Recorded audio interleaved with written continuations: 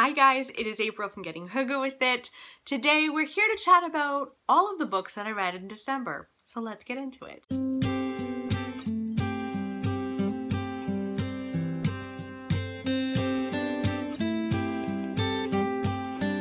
So I read 5 books in December. We're gonna go from the worst books to my favorite books because I like ending on a high note. I think that's the plan. Okay, so I read a 2-star book and I'm very sorry to say that it was Pachinko. I wanted to love this book so much. This is a beast. I listened to it on audio and I don't think I would have been able to finish it if I hadn't have listened to it. I really didn't like this book, guys. This follows a woman who lives in South Korea. She is poor and she gets pregnant and she's madly in love with this man and finds out that he's married with children already.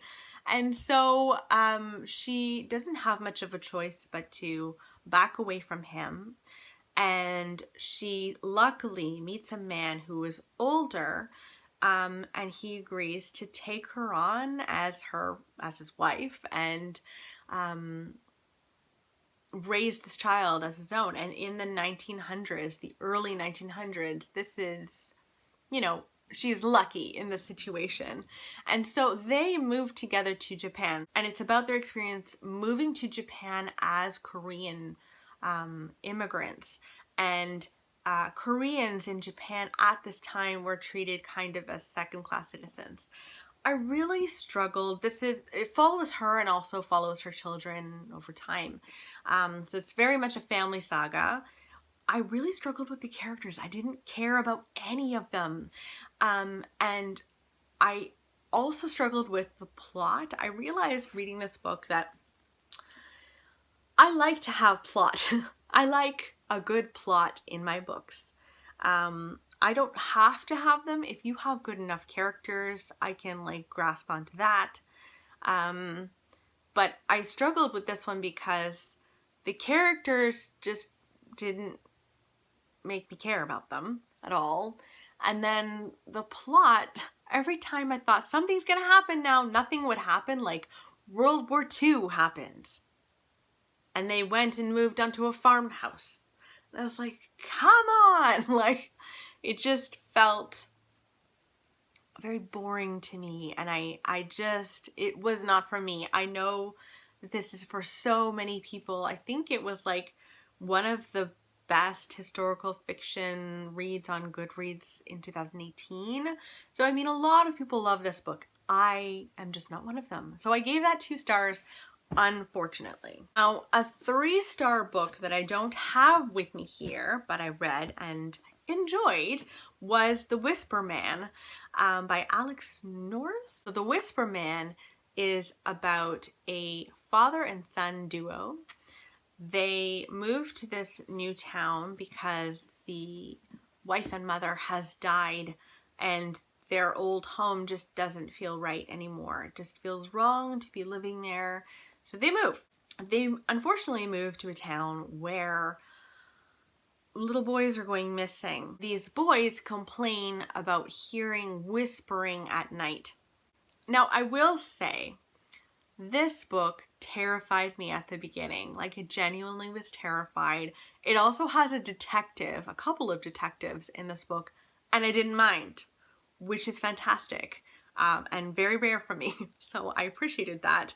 But as it went along, I struggled with some of the relationships. There's a twist about one of the relationships in here that I just was like, why did you do that? I didn't appreciate that from the author. I just felt like it was kind of pointless. And because of that relationship, there was lots of plot holes for me. Things just didn't add up. There was also the word shiver in here way too many times. A shiver ran up somebody's spine all the time. Every 30 pages, there were shivers here, there, and everywhere. And it's kind of editing as well. I think the editor should have nixed that one. But yeah, it got less and less terrifying as it went along and got not silly, but it didn't scare me as it went along, even though it had me at the beginning. So it was good, it was fun, but not the best thriller that I've read this year, that's for sure. Next is another 3-star read that I read right around Christmas time. It's 7 Days of Us by Francesca Hornack.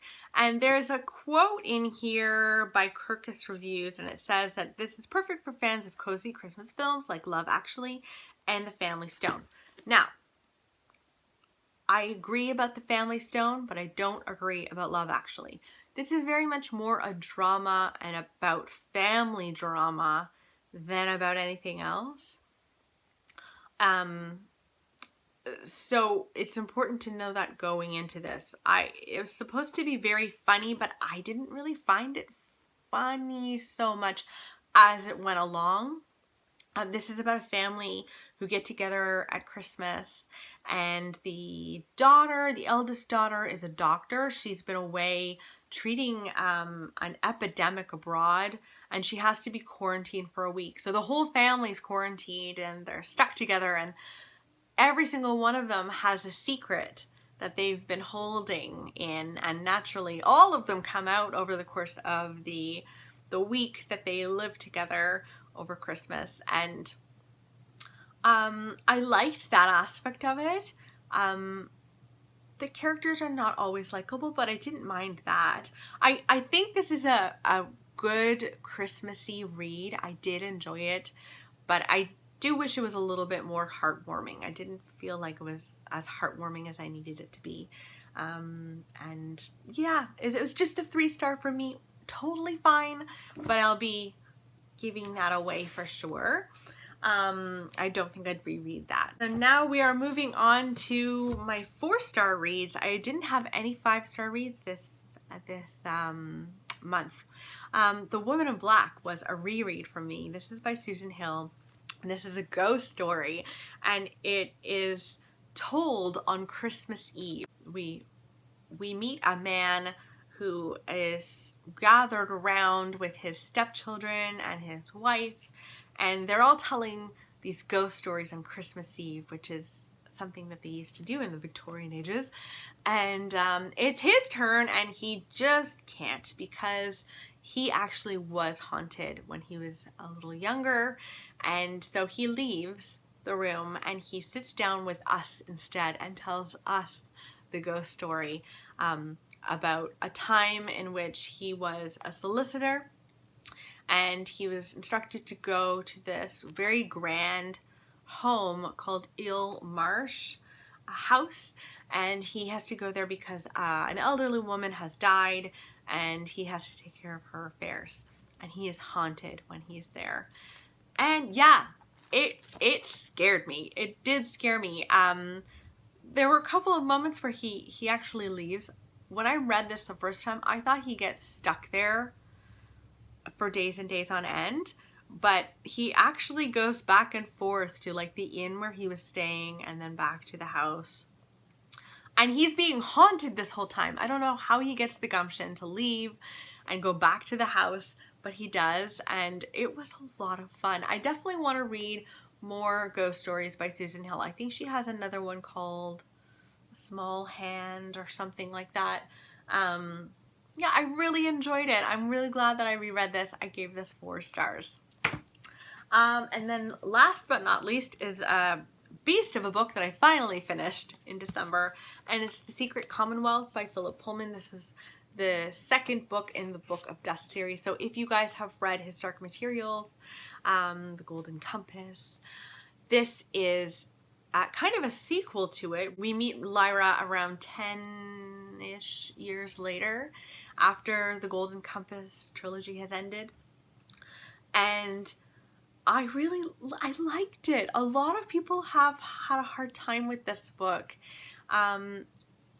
And a lot of people have said that they didn't like that Lyra and Pan, her daemon, so your soul, walks around on Earth beside you as an animal.